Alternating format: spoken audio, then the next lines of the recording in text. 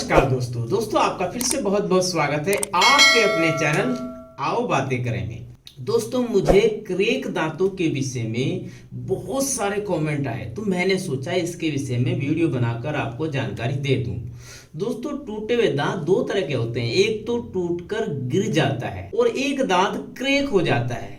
तो दोनों दांतों के लिए मैं अलग अलग वीडियो बनाने वाला हूं। इस वीडियो में मैं आपको बताने वाला हूं कि अगर आपका दांत टूट गया है और उसके कारण मुंह की जो मुस्कुराहट है, आपके चेहरे की जो स्माइल है वो कम हो गई है, आपको उससे दिक्कत हो रही है, आप चाहते हैं कि उस दांत का रिपेयरिंग हो जाए, कुछ सुधार हो जाए। अगर उस दांत पर आप कैप चढ़ाते हो तो वो जब हंसते हैं ना तो दांत साफ दिखाई देता है कि इस दांत पर कैप चढ़ी हुई है। टूटे हुए दांत का जैसे कि कोना टूट गया है, उनके लिए एक उपाय है कि टीथ विनर्स चढ़ा लें, दूसरा उपाय है उस दांत की मरम्मत करवा लें। तो आज की इस वीडियो में हम टूटे हुए दांत की मरम्मत कैसे करते हैं उसके बारे में विस्तार से बताने वाला हूं।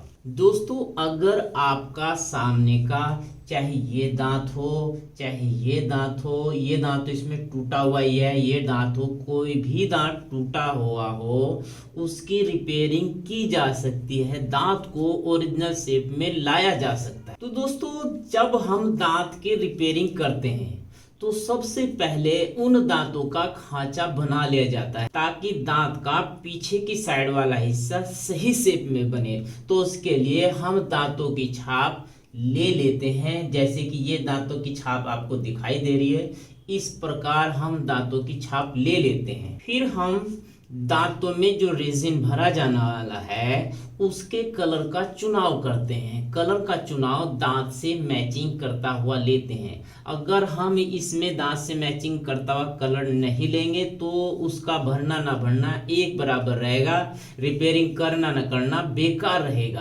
कारण ये कि जब आप हंसेंगे तो वो दांत अलग कलर में दिखाई देगा, जिससे कि आपकी जो मुस्कुराहट है बहुत बेकार हो जाएगी, मतलब प्रभावहीन हो जाएगी।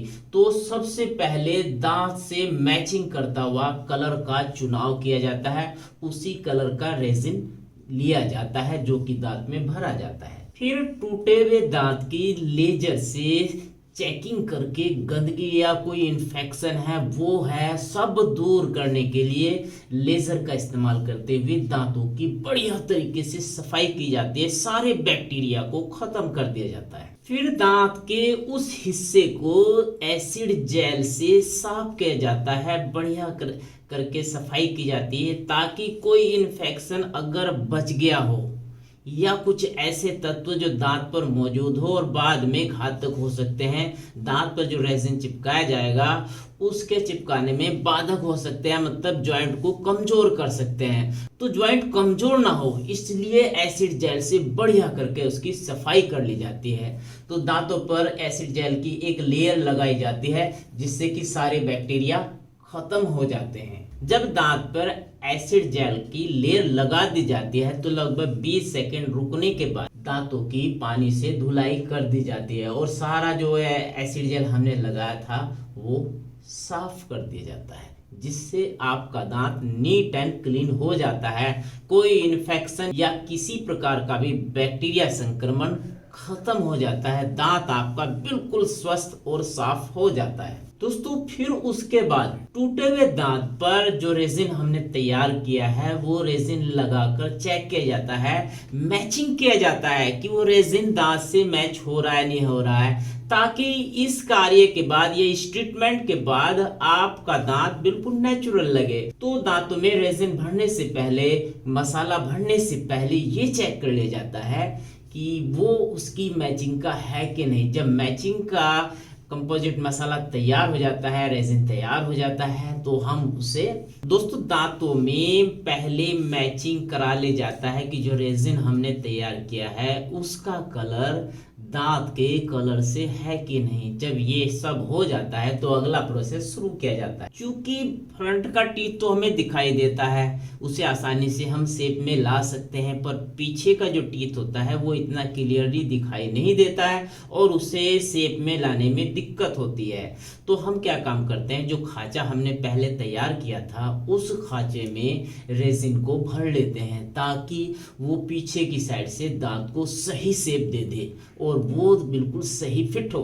तो दोस्तों जब हम खांचे में बैक साइड का पोर्शन तैयार कर लेते हैं तो उसे दांत से चिपका दिया जाता है और इसके बाद ये ऐसी शेप बन जाती है। दोस्तों खांचे में रेजिन भरकर हम पीछे की साइड से दांत में लगा देते हैं जिससे कि दांत की शेप ऐसी हो जाती है।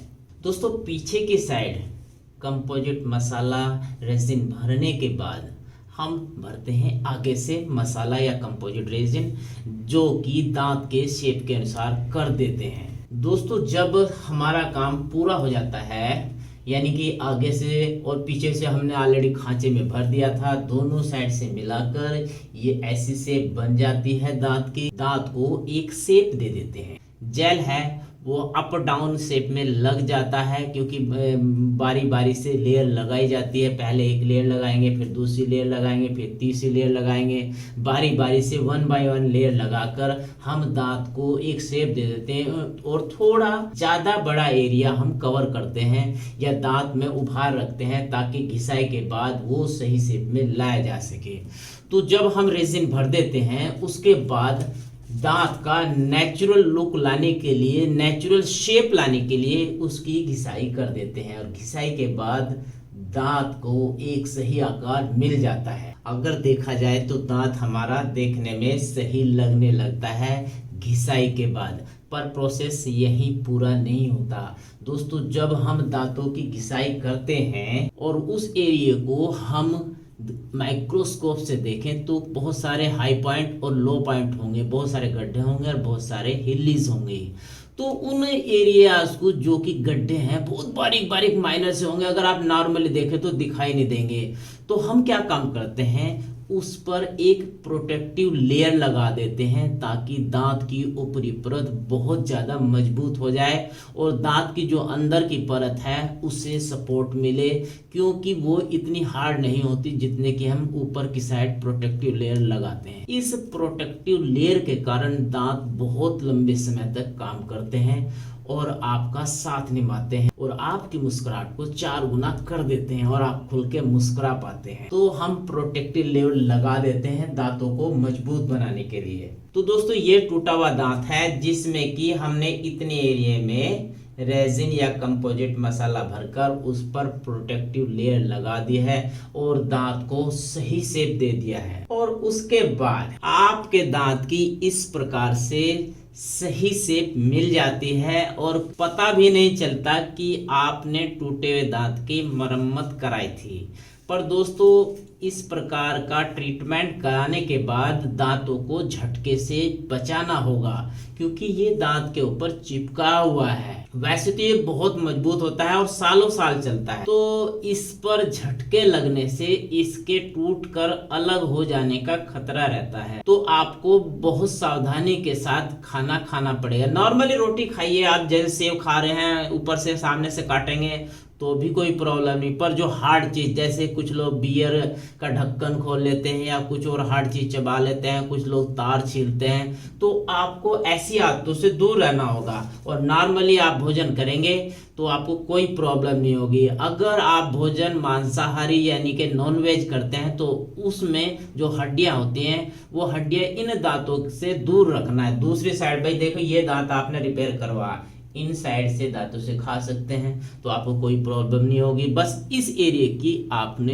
बहुत देखभाल करनी है और दांत आपका सालों साल चलेगा। तो दोस्तों अब आपके सवालों का जवाब मिल गया होगा। मेरे पास इसके इतने सारे कमेंट थे, टूटे हुए दांत से संबंधित लोग बार बार सवाल कर रहे थे रिक्वेस्ट कर रहे थे कि सर इसके विषय में जानकारी दो।